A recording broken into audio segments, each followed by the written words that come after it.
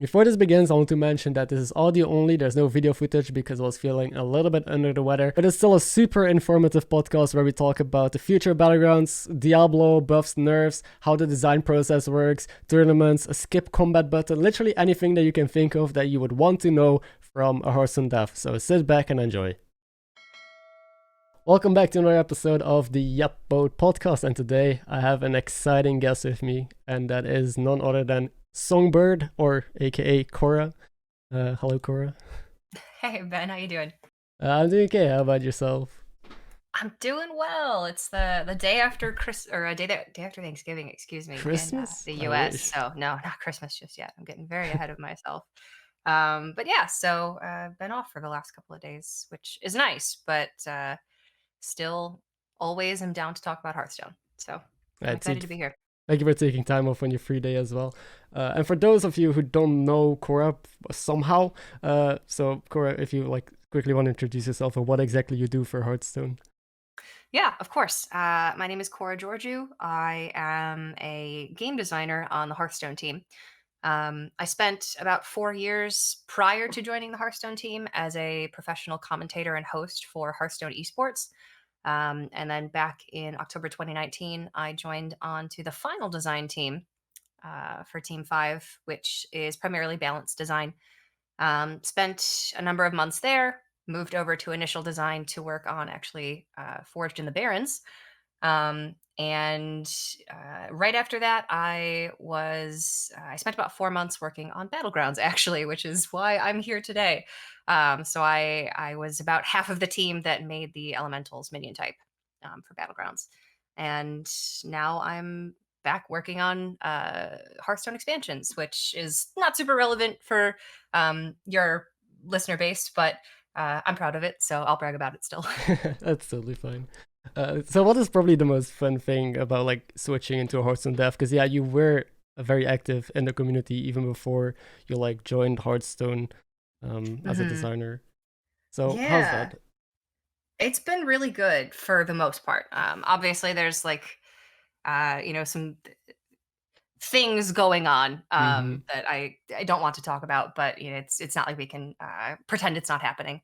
There are things that make the job difficult, internally and externally, but I love the work. I love the teams that I get to work with. The devs are really wonderful, and just getting to make Hearthstone cards all day long, man, it's really fun.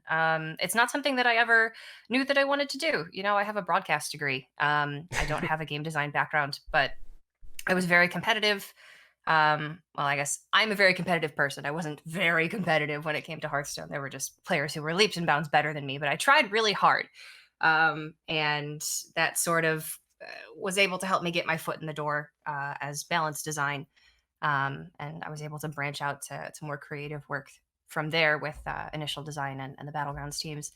Being able to make cards that you then get to see players be super excited about is always really great. We've got the Fractured and Alterac Valley reveal season. We actually just revealed all of the cards a couple days ago, and that's a set that I worked on. So, every time somebody tweets about a card or I see a new card pop up on Reddit, I'm like, I know that one, or I worked on that one, and it's just really cool.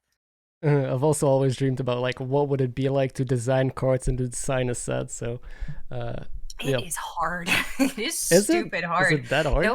Yeah, I mean, you just don't think about how much goes into it, or at least I didn't think about how much goes into it when I was just a member of the community. So how much does go into it?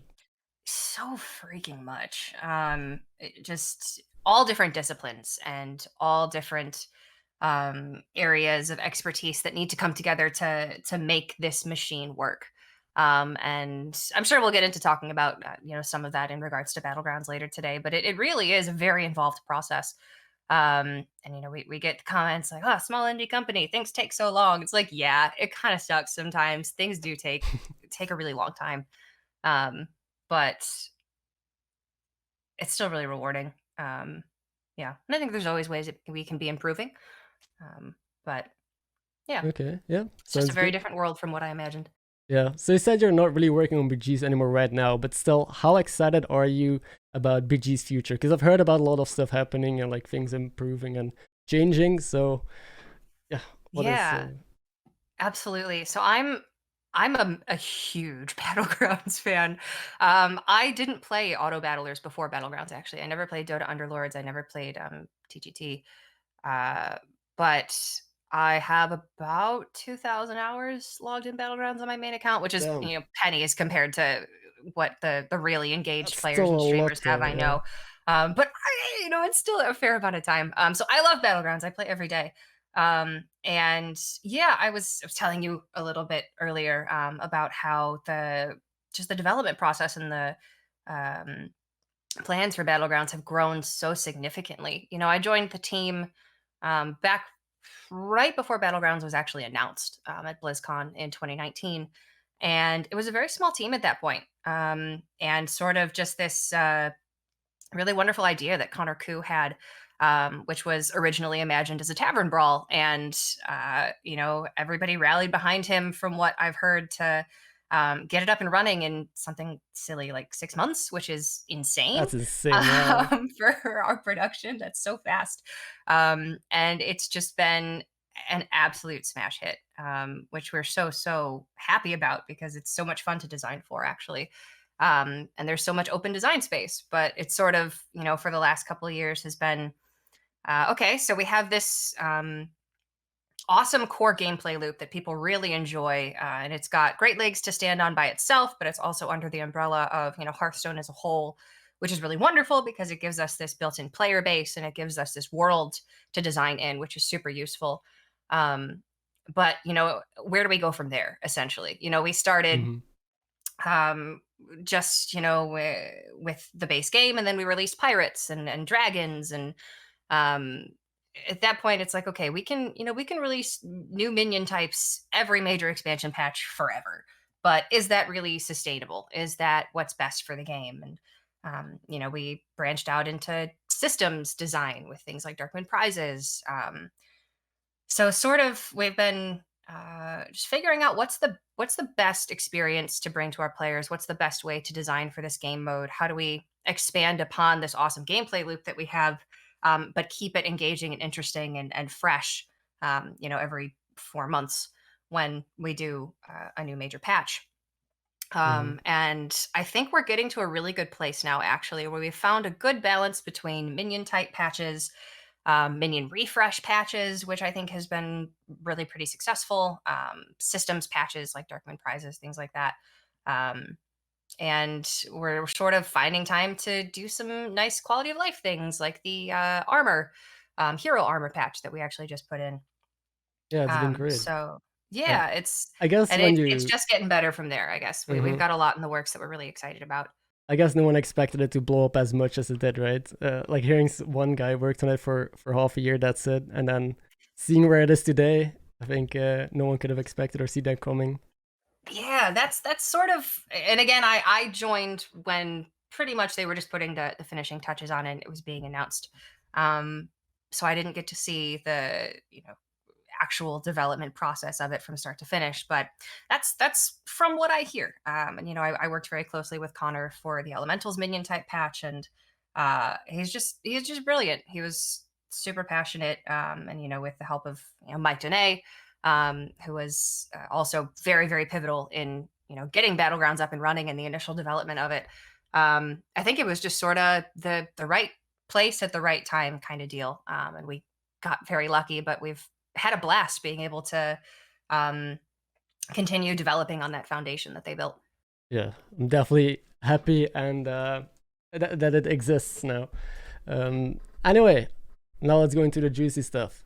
The question that a All lot of right. people have on their mind, I guess. And that is, or at least a question that I've always had on my mind, because I talk a lot about cards every like batch I review and try to rate stuff.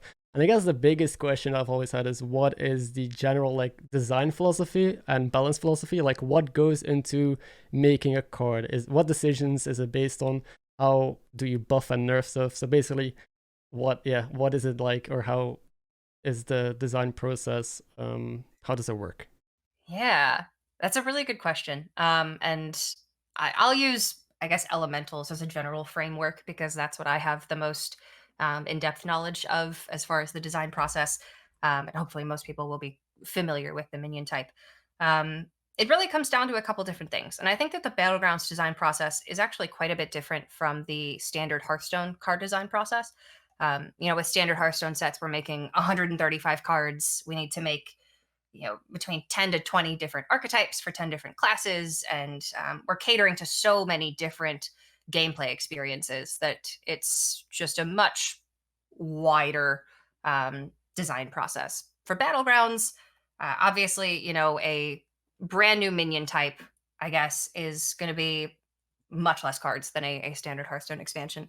But we still want to make sure that we have those different gameplay experiences within a new minion type. So for elementals, for example, obviously they look very different now than they did when they were first released. But just going into it, some of the ideas that we had were, okay, how do we take elementals in standard Hearthstone and bring the spirit of them into Battlegrounds? And essentially, elementals in standard Hearthstone care about you having played other elementals. So at a very, very baseline, we said, okay, elementals could care about you playing elementals. And that sounds so simple, but we were able to build off of that, right? And we were able to say, okay, so I'm going to play elementals, right? But what if I play a lot of elementals?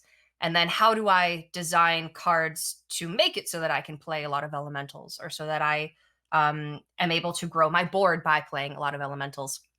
And that's how cards like Selemental come into play. It's 2 elementals in 1. I can play 2 elementals from a 1-drop. That's awesome, because then that works with cards like Party Elemental and Molten Rock that we developed sort of in tandem to be this 1-2 punch that you get on tier 2 that really let you hit the ground running into the minion type.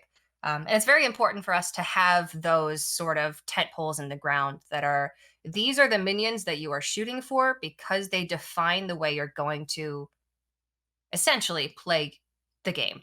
Cards like Chef Nomi, for instance, cards like now Lightspawn, that are just very powerful build round pieces that you can shoot for, and that you can then build the rest of your game plan around. So we have to have those first and foremost, because it allows us to build the support pieces around them. Cards more like Tavern Tempest, which is really one of those support pieces. Stasis Elemental would be another one. So if say the 2 ways you can play elementals at launch are, you can play Chef Nomi elementals, but you need to go to tier 5 for that. So you're going to have to push a little bit harder and get that piece, very early on to then build your comp around. Or you can play down a little bit. You can get Party Elemental and Molten Rock, and you can try to build up your comp through those couple of power pieces. Obviously, we've seen, over time, Chef Nomi and Lightspawn are much more successful ways of building a composition, rather than building from the ground up and starting with a board that you're then going to build up. But again, that's just things that we sort of learned over time. But yeah, I think it's really important to identify, these are our goals. This is the way we think that these are, the different ways that we think players could have success playing with this minion type. These are going to be sort of those pieces that you're going to want to shoot for, because they firmly get you into that minion type. And then these are the ways that we're going to support those pieces, essentially. So it's not actually that complex, I suppose, when you break it down. It's pretty clear and concise goals that we have set for ourselves. But then, you have to make the 20 plus cards that go along with it, and figure out how to balance everything to fit in with the rest of the established minion types. And then you have to think, well, how does this work with Menagerie? How does this work in a game where these minion types are removed? How does this work when you introduce Darkman prizes? It's these different sort of moving pieces that a lot of the time just rely on us being able to evolve our design plans going forward, or make changes. That's where balance patches often come in. But yeah, I suppose at a very high level, that's really what we're thinking. How do we make things fun for people? How do we let them build the fun build and do the fun thing? Do the fun thing. I like that. And when it comes to like buffs and nerfs, is there any specific like statistics you look at, or anything that is really going to draw your eyes to, okay, this needs probably some tweakings and changes in that regard? Yeah, we have internal data that we often reference when we're making balance changes. I think certainly player feedback and our own personal anecdotes from various levels of play are important, and we kind of have to balance. Say Reno is not terribly powerful in any given meta. This is just a hypothetical. Say if Reno is not very powerful in any given meta, but the anecdotes from players are that he's really fun and his pick rate is super, super high, because just players love to play him. So is that a situation where we maybe make him more powerful because he's not got a super high win rate, or is that something where we don't need to address it because players really enjoy it already? There's a lot that we have to consider, and it's not just as easy as this character is weak, make this character stronger, or this character is too strong, make this character weaker. In a lot of cases, it can be, but yeah, there's different things that we value, but primarily data and player anecdotes and personal experiences, I think, are the big ones. Okay. And then it's tough to say that we have a specific philosophy when it comes to balancing battlegrounds. I know with standard Hearthstone in the past several years we've become much more proactive about balancing for the live environment. I think in battlegrounds we also want to be pretty proactive. We make changes there, I would say, fairly frequently. But yeah, it is important to us that we don't overreact. I think something that I'm sure we'll probably talk about, but I think Diablo, Yep. we may have overreacted slightly there, and that's something that we do often try to avoid. But for reasons which I'm sure we'll get into, I think we overcompensated there Okay. a fair bit, and we're sort of in a position now where we're figuring out how to react again. Yeah, sometimes we get it right. I think a lot of the time we get it right, and sometimes we get it wrong. And Yeah, that's part of the process, right? Yeah, we're figuring it out. Then I also have like a question which is more for the die-hard, like grindy player base, and that is more about like MMR. So we do get like seasonal resets. I guess one question that I've heard thrown around is, what about a hard internal MMR reset? Is that ever something that crosses the mind of the team? Because we only have like a visual one, and there's been a redistribution lately where like people's hidden MMR is like shifted a bit. And I've also seen tweets, I think, about visualizing rankings. Like, for example, your friend list, you can see your friends' MMR rankings and maybe a different ranking system. Like, is there anything going on with MMR system, or is it just gonna continue going on like it is right now for the time being? I don't have a ton of information here. I know at times we have discussed hard resets internally. I for reasons I'm assuming we have chosen not to do it up until this point. I know we're always discussing, if there are better ways that we could do something, right? And I think there are definitely better ways that we can display rating, that we can establish rating. I think for a while we were like, rating was quite inflated. And that was something that we have intentionally tried to not happen again. But as far as MMR resets, more frequent MMR resets, I don't have a ton of concrete information. There's definitely things that we are working on. I think visualizing your battlegrounds rating like on your friends list is something that we would really love to do. Just because not everybody plays standard or wild Hearthstone to have that be the thing that they want to display to their friends. I certainly think that players would probably like to brag about their battlegrounds ratings when they go to buddy up with a friend and play a game or play lobbies at a tournament. I'm always bronze 20. Yeah, that's definitely something that we want to do. I don't know if we have a timeline for it, but we want to do that. As far as other hard resets, there are people that I could put you in touch with if you have those questions. I unfortunately am not the best contact to give you those answers. Okay, yeah, I just remember there was a lot of MMR debates like a while ago, especially since there were like exploit problems that have been fixed by now, and those players have also been reset. But those definitely messed a bit with like hidden MMR and concerns and things like that. So I thought it was a very interesting question still to bring up, just in case there was any info to be given. And also you touched Diablo, so I guess I'll touch him now as well, just quickly. Clearly, I feel like I gotta bring it up. The community has a bit critical since the latest buffs, and I was wondering what the initial view is from the team on the situation. On the situation, since it's just an event, it's not staying around. Like, what's your point of view? Yeah, so I can give some background actually on Diablo. I still playtest with the Battlegrounds team. We playtest every Friday. Other members of the team playtest twice a week. We get together as often as we can to playtest as a group and to give feedback on new heroes, new systems, new minion types, whatever we may be working on at the time.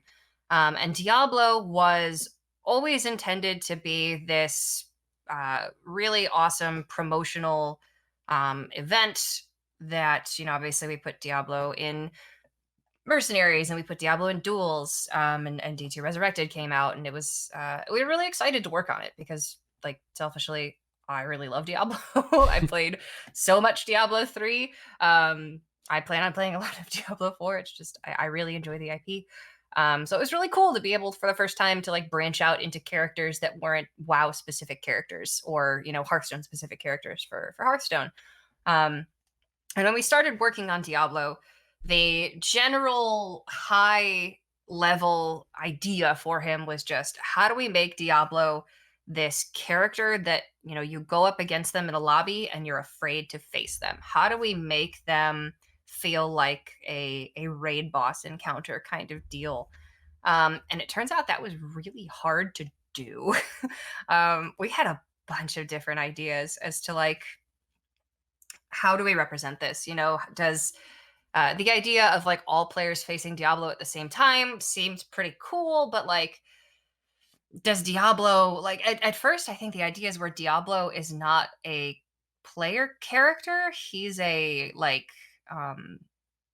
NPC character that like you face their board separately from the other 7 players in your lobby at some point. Like all 8 players go up against him, and he's got like this horde of demons that are super awesome. And if the lobby wins, then you get rewarded or something along those lines. Like that like obviously didn't come to pass, but that was just like very early. Like, wouldn't this be cool if basically ideas? And then of course, we ended up having to come back down to earth and think, okay, yeah, but how can we actually like represent this in Battlegrounds? And a hero made sense. And I do think that because the event was initially intended to only be for 2 weeks, I believe it was, that we were okay with being ambitious. And this is something obviously that we haven't done anything of this nature before, anything of this level before. Like we've done systems for limited time events like Dark Moon prizes, but we haven't done a limited time hero event like this with a hero that is only going to be in for so long. So you want people to play it. You want it to be really cool. And I think there's sort of a lot of factors that have come together to kind of get us to where we are right now. Which was one, the initial Diablo was pretty weak. The treasures being temporary was sort of a necessity. We had tested internally with treasures that were permanent buffs, and it just scaled so quickly, and it made it really, really difficult for us to balance Diablo. So the temporary scaling treasures made sense for those reasons. And I know at one point in time we had tested different ways to actually get the treasures, whether it be, I think at one point in time it was just like, does Diablo win or does Diablo lose? And if he loses, you get the treasure. If he wins, he gets the treasure. And then we had the idea, actually, it was a treasure goblin originally was the one that was going to give out the loot. Ooh. And then we pivoted away eventually from treasure goblin over to it being a version of Diablo itself. And yeah, the loot was somewhat weak in the beginning. The version of Diablo itself having the stats sort of helps him feel like a little bit more powerful than he should be at that point in time. But it all just came together to be something that was a little bit weak on ship. And for something that was only a 2-week event, we really wanted to have it be impactful, which is why we guarantee Diablo is always going to be in the lobby. Essentially, if somebody wants to pick him, he's always offered. And we balanced at first by increasing the stats of the Diablo death rattle minion on board, and then we balanced again with increasing the stats of the loot. But those two balance patches were quite close together. And I think what ended up happening was, so we had the plan in place, I want to say, to buff the loot. But we also had the option, if we wanted it, to do a quick patch and put in the stat buffs to the Diablo Death Rattle minion as well. And so we sort of said, you know what? It's a short period of time. We can do the stat buffs now, and we still have the plan in place and the patch in place to do the treasure buffs as well. And they're just when we're working with such a limited scope of time for the character in the game, we don't have a lot of time to gather data to react appropriately to the data. And I think that's, it's something that we get feedback on a lot of the time. Why don't you react sooner?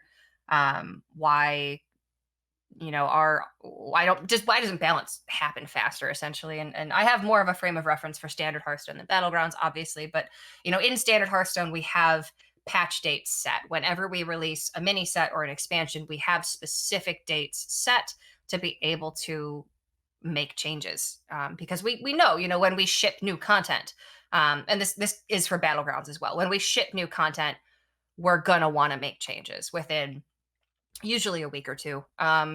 Sometimes for certain things we can react quicker. Sometimes things take longer, and a lot of the time it is a matter of data collection to be able to react appropriately, to make the necessary changes, but to also not overreact or underreact. And I think there was a bit of a time crunch here, which sort of has put us in the where we are now on the live environment, which is Diablo is very powerful, and I almost think that Diablo being very powerful is okay. I think Diablo being very powerful and being in every lobby is, and you can correct me if I'm wrong, a lot of what players are concerned about right now. Mm-hmm.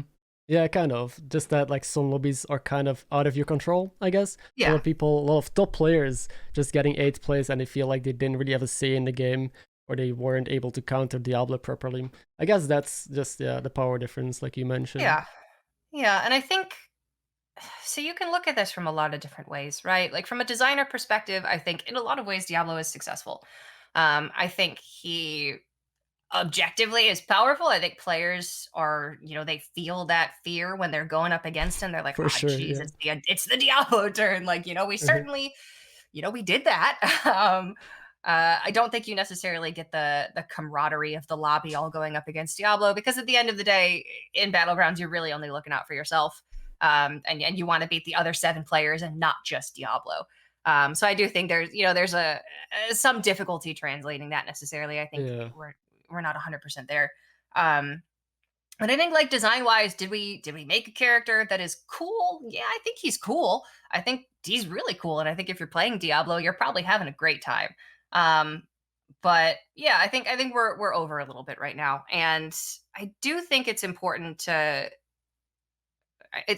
us to keep in mind, at least, that we have to balance for different levels of play, which can be difficult at times. I know, like, for instance, Jan Desperov is very consistently powerful, is like one of the best one of the best heroes at the really high levels of play, like 8K and above. She's very high pick rate and very high placement rate, just because she's very powerful if you know what to do with her. But at the lower ranks, she's not nearly as good. Whereas, I think Diablo is sort of a similar situation. Not as good at lower ranks, very, very, very good if you're a very good player, which is, of course, your frame of reference. And yeah, I see, some conversation around, like, and I think this is totally, totally reasonable feedback and criticism about devs being disconnected, or devs having different viewpoints from the players at, the 10K, 11K, 12K plus streamer and player community. And yeah, I think that's fair.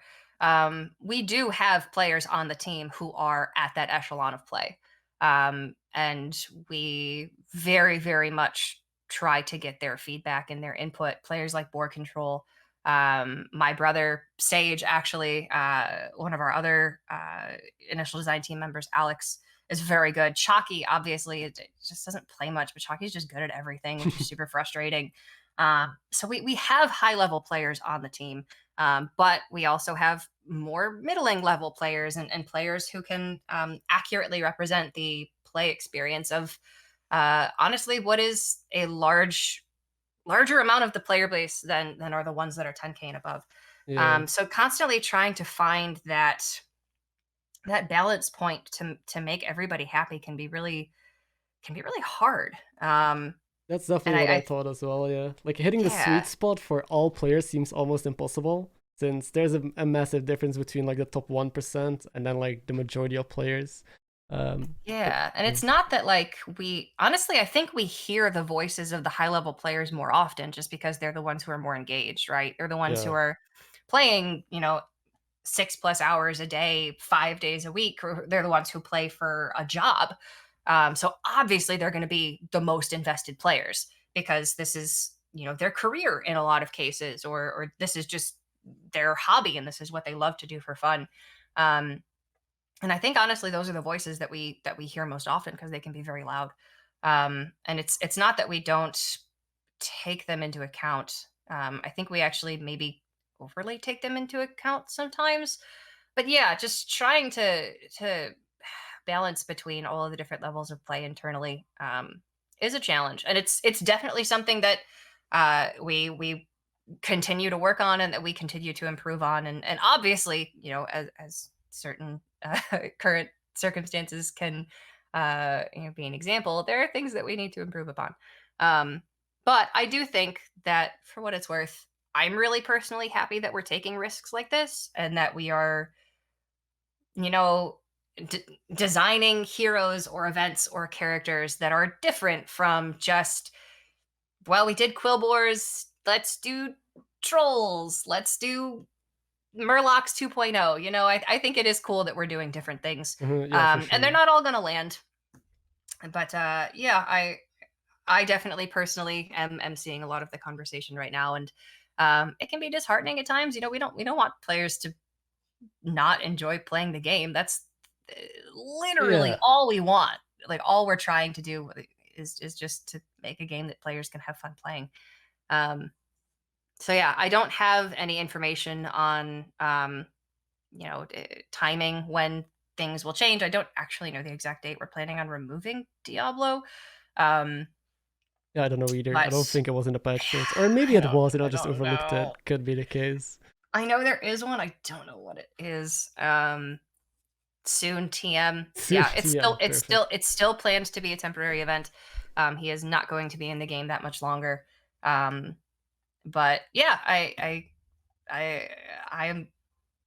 Yeah, it's tough. Okay. And it sucks, especially because I come from the player community, and I was one of those people who was like, how can you put this in the game? How can you just let this be here for so long? Yeah, I guess a lot of people actively making experiences worse. And it sucks to watch. A lot of people probably just don't understand indeed what goes on behind the scenes, exactly behind all of these changes. And I guess that's why this I'm so excited to talk about all of this stuff. So yeah, thank you for that insight. That was a lot of great info and good things to hear. I appreciate you wanting to hear about it. And it's not something that, like, honestly, in a perfect world, nobody has to know what goes on behind the scenes because the live environment is perfect and awesome and they're having fun all the time and we can just pretend like it's all magic. Like, yeah, I think certainly we've had, a lot of really wonderful things in Battlegrounds in recent times, and we have more coming, and hopefully Diablo will not ruin many more games.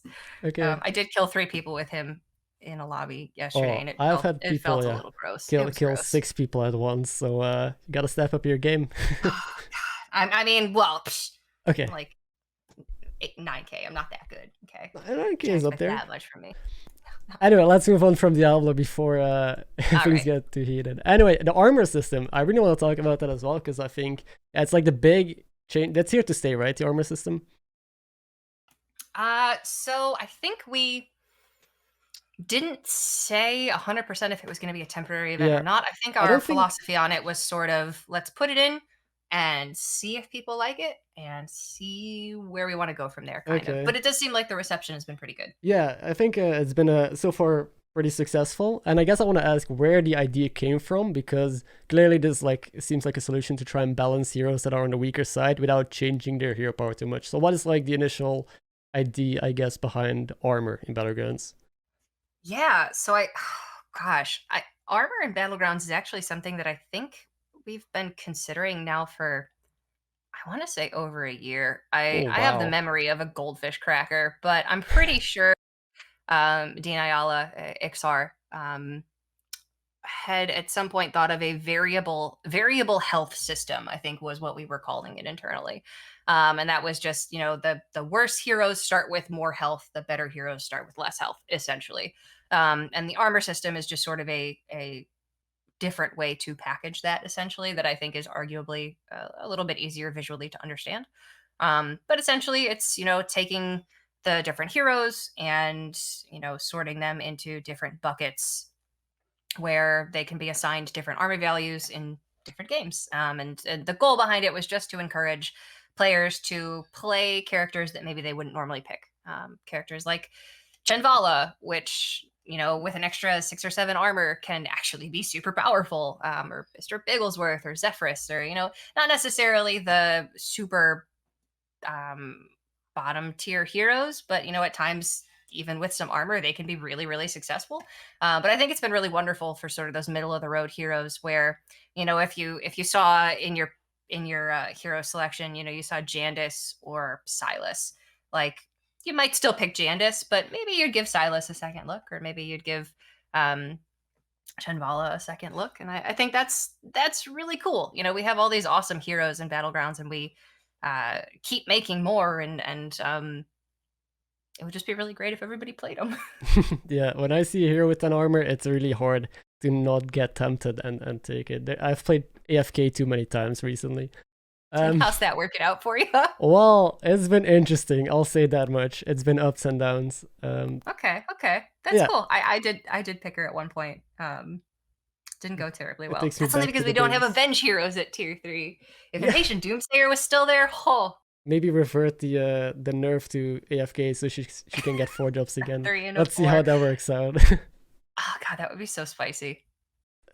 Yeah, she probably doesn't need the armor anymore then. But yeah, I guess I want to ask: is there like any things you already noticed about armor, like any changes that might happen, like heroes moving or the system changing, or are you still just sitting back and seeing how things evolve? Uh Unfortunately, so what hero armor went in a couple weeks ago now. Um we went on vacation last we were on vacation this week. We would normally be playtesting today, but we're on vacation, and I was off the previous Friday. So I don't have a ton of Okay, experience internally communicating with the Battlegrounds devs as far as armor goes, but I do think we're pretty happy with the system. I think it's been pretty successful in one, just getting players to think about heroes a little bit differently, getting them to see them in a different light, and encouraging some play of heroes that wouldn't normally see play, which is awesome. I think it's providing more variety in games, which hopefully players are really enjoying. Um, I think in general we're very happy with it. It's something that you know if for some reason players don't like it, we would be totally fine with removing it and going back to the way it was. But if players like it, it's something that we're happy to continue building on, and continue continuously updating with new heroes. And I could easily see it just being the new status quo, essentially, just the new way that the game is.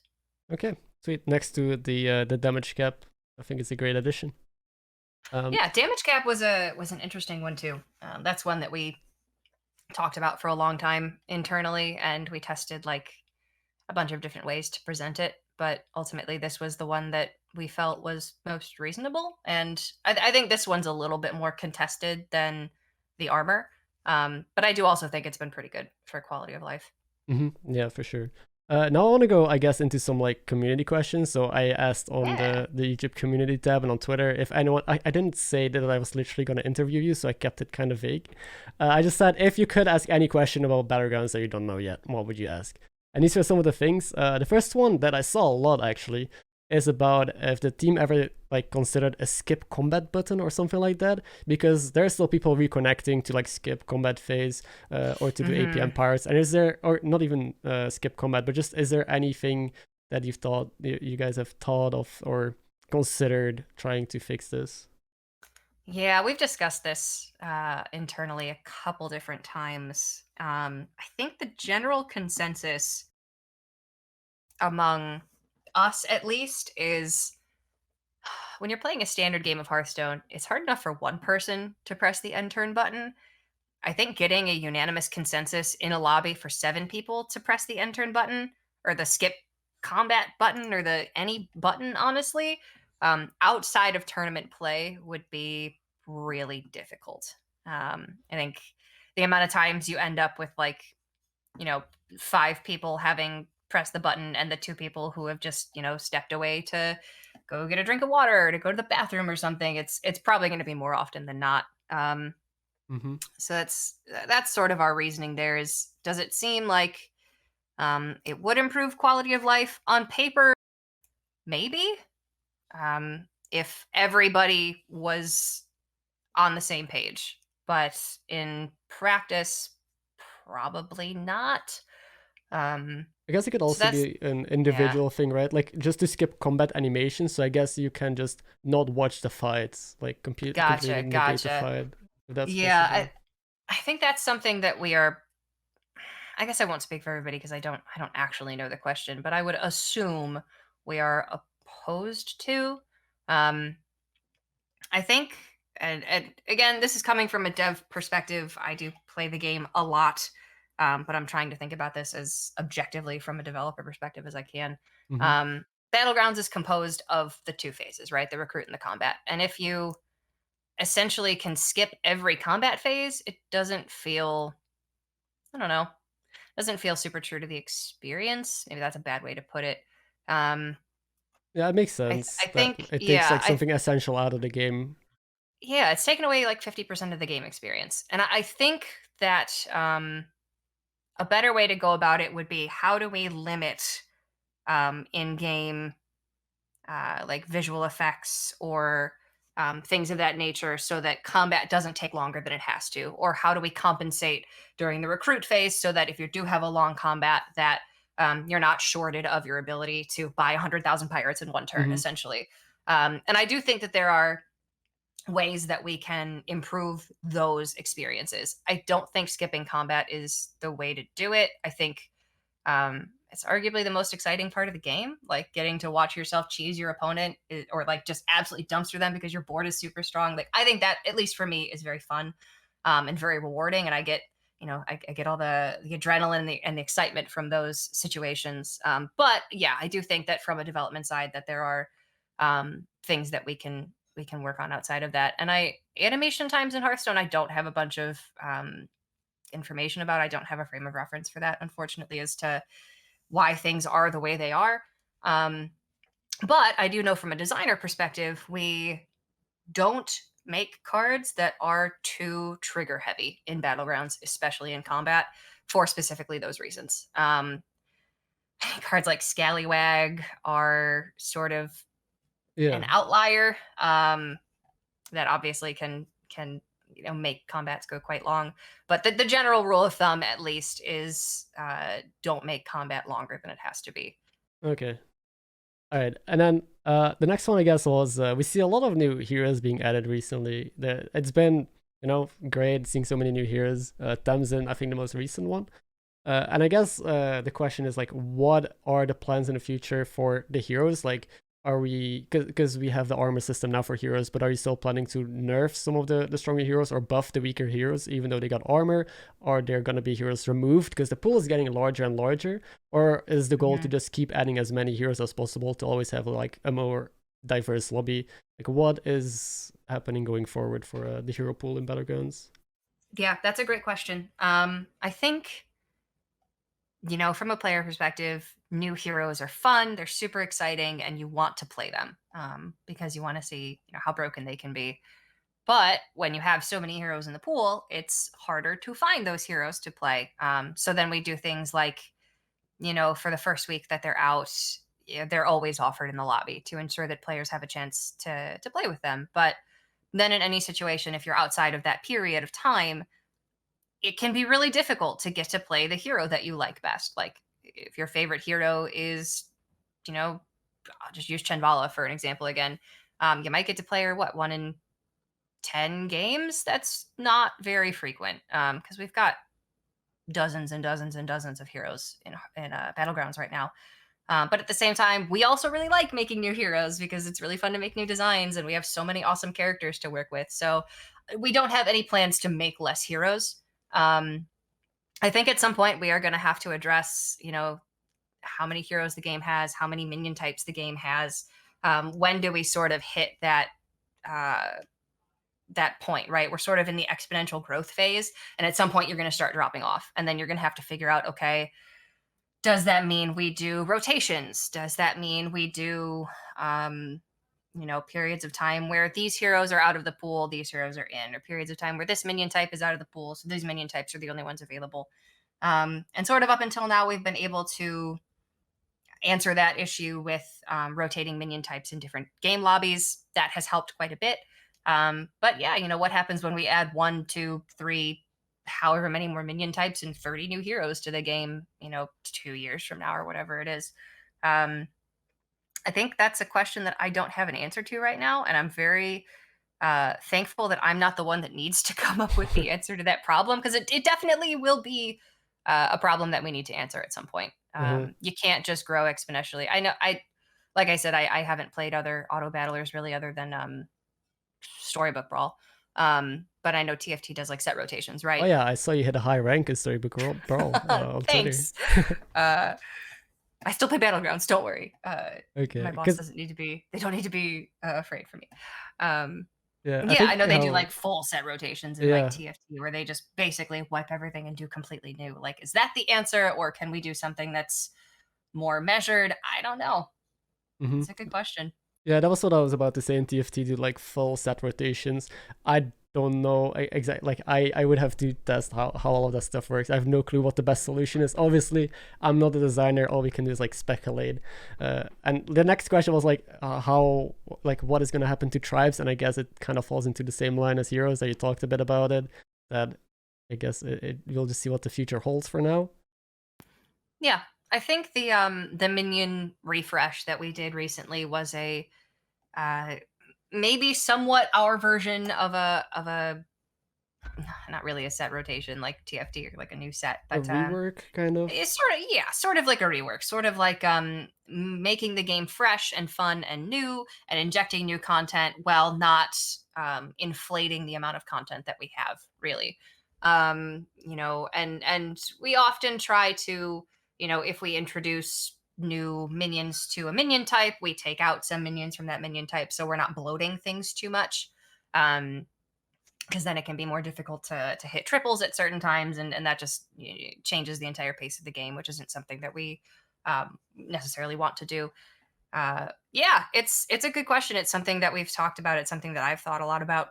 And I think in the last year and a half or so, the answer has been, don't make a minion type for every expansion release. Do something different so we can not have to, make those decisions at this time. But we want to make more minion types, and we want to do, we want to do lots of heroes. We have some really sick heroes actually coming for the Fractured and Alterac Valley launch. Now you got me excited. I'm not going to talk about them, but like we've got a couple that are really fun. Yeah, a lot of people have been hyped about totems as well.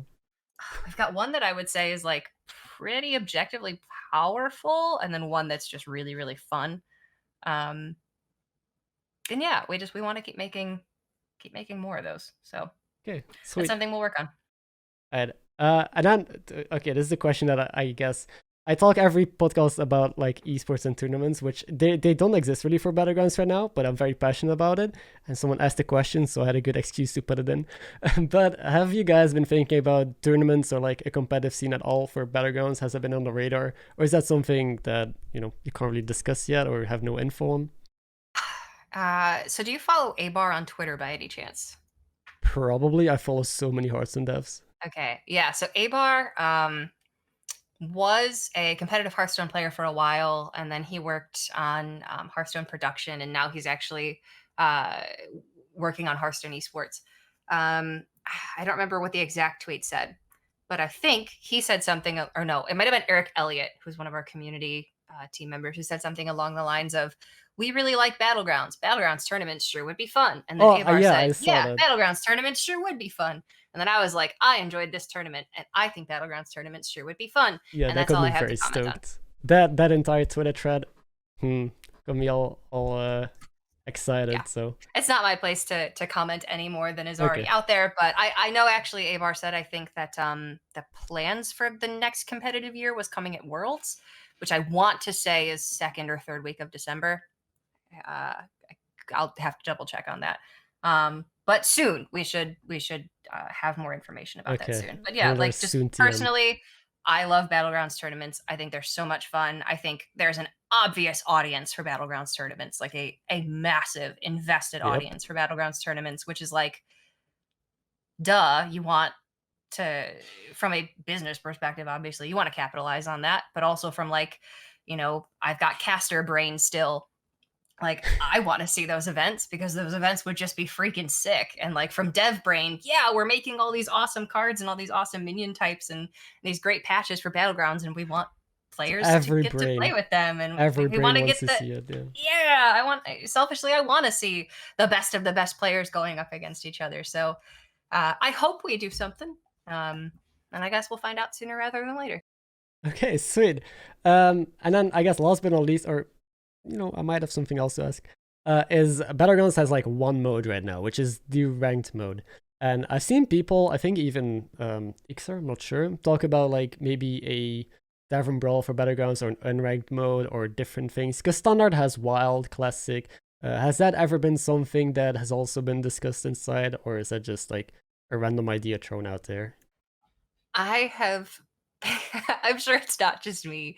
I've pitched the Shifter Xeris Battlegrounds Tavern Brawl like Oh god. several times. It is, or like the Master and Win Battlegrounds Tavern Brawl, or the Sir Finley Battlegrounds Tavern Brawl, or whatever. Like it, I think it would be so much fun.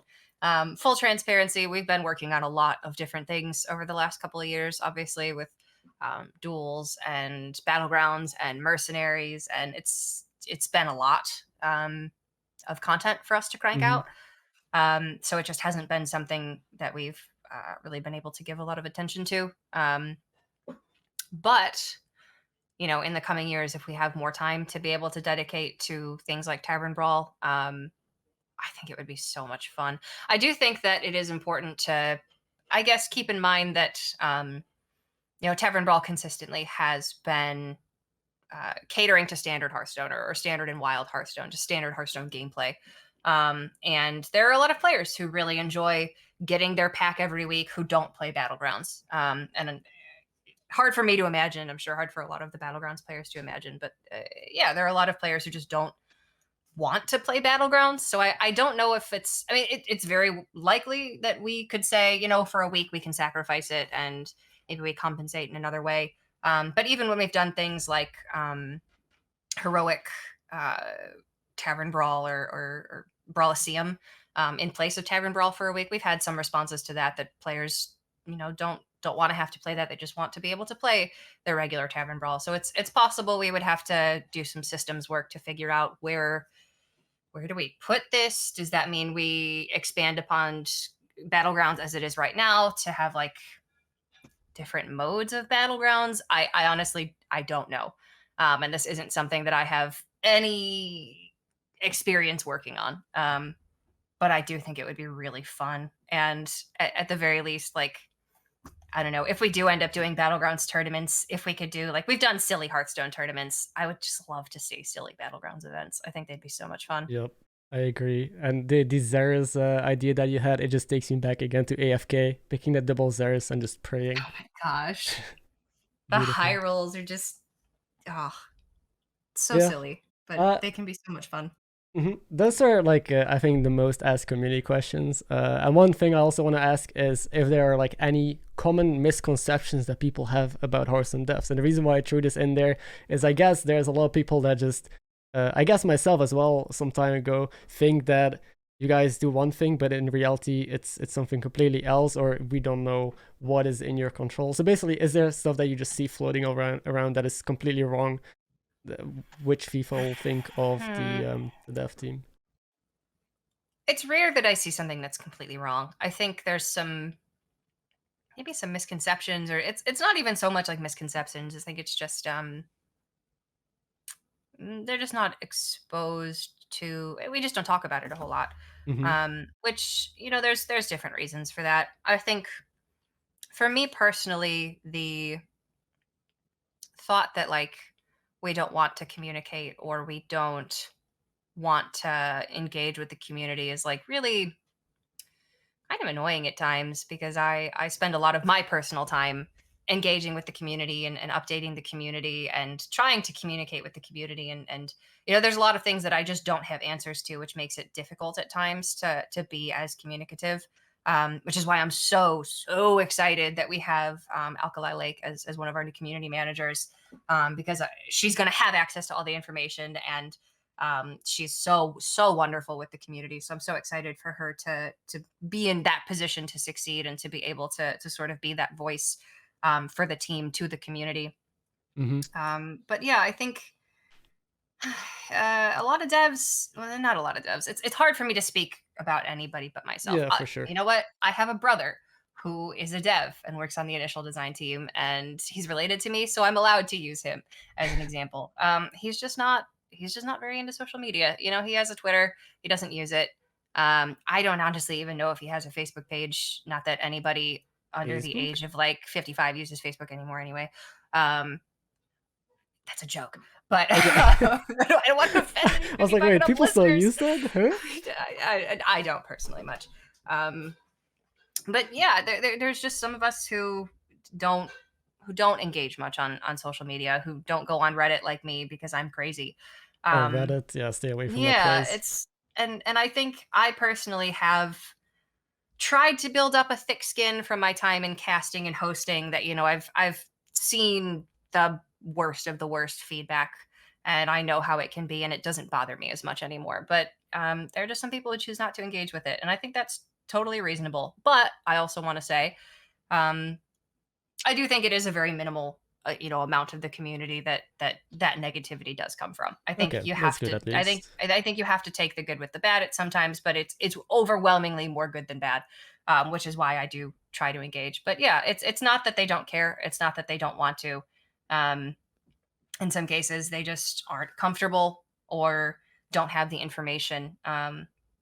Yeah, I think it's very easy to assume sort of the worst, especially when there is very little communication. Like, it's easy to get frustrated if, you know, for instance, there's a bunch of very, very talented Battlegrounds players right now that are not happy that Diablo's in the game. And like, I get it. I do. And from my perspective, I'm like, well, what do they want? We're on Thanksgiving break this week. Like we're not working. Of course he's still in the game. But like, I think it's important, at least for me, to take a step back and be like, just because we're on break doesn't mean they stop playing, doesn't mean their expectations change, doesn't mean their gameplay experiences don't matter. And I find myself having to like step back from my position, where I think it's very easy to be reactive to large amounts of feedback. And to try to put myself in their shoes and to understand.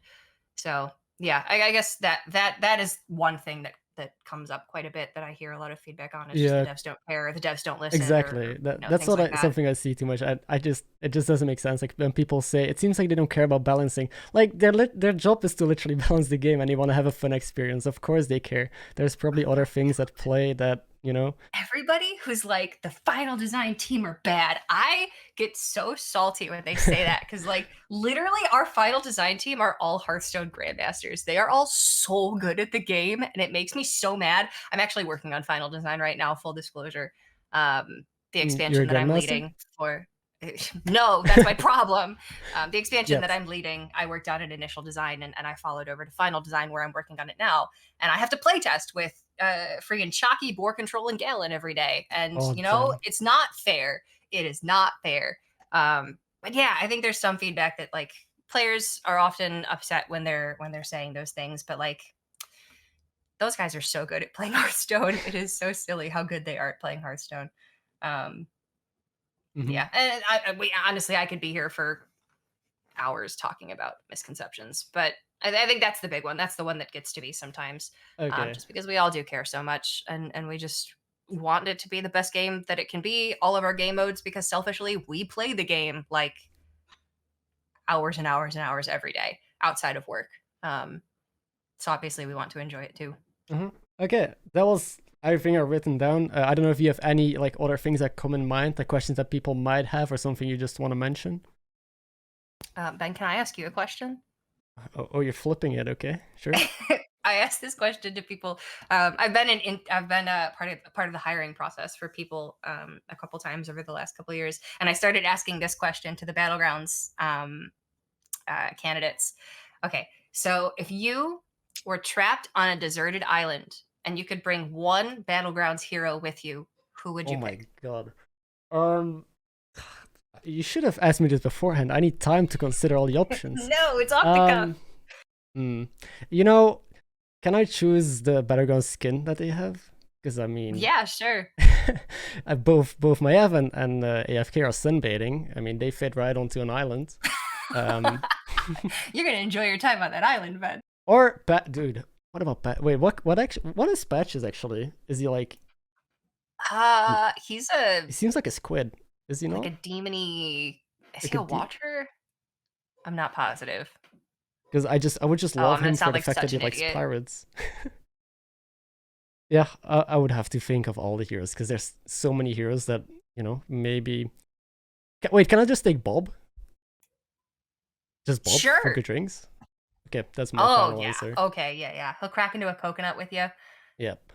That'd be pretty As great. long as he doesn't like screw our RNG of getting on the island, still be fine. I think that's a great answer. I think Bob, you would have a great buddy there. And what I is always your think it's so answer? interesting.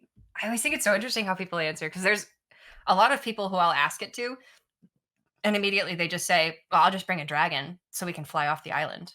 And Oh I'm like, no. "Yeah, that's such a straightforward way." It's either people who are like, "I want to get off this island immediately." They're like, "I'm going to bring Hook Tusk. I'm going to bring a dragon. Get me out of here." And I think that's a totally valid answer. But I do think it's really interesting when people are like, "I want to embrace the island and I Yeah, I want to just just want to have the stay best there. time on the island that I I can just want to have." chill. Like, yeah, I think those answers are really fun. I don't know. I always thought Guff would be fun to be on an island. He's like, nature Guff. I bet he would be able to like build a house and make friends with all the animals, and you'd have a really fun time. So you're also staying on the island. You're also not getting off. Look, I live in Chicago. It's like 20 degrees outside right now. If I could be on an island, Ben, I would love to be on an island. It's Okay, very fair. cool. 20 I degrees would like to Fahrenheit, avoid right? the 4 months of snow that I've got coming. Okay, sure. Yeah, I guess that's about it. Thank you so much. This is, by the way, your free day, right? So thank you so much for taking your time off your free day to talk about all of this. I've asked you, or this has been very long in the making, so I'm very happy we finally got to do it, and that all these questions got answered. I think a lot of people Yeah, no, will enjoy it.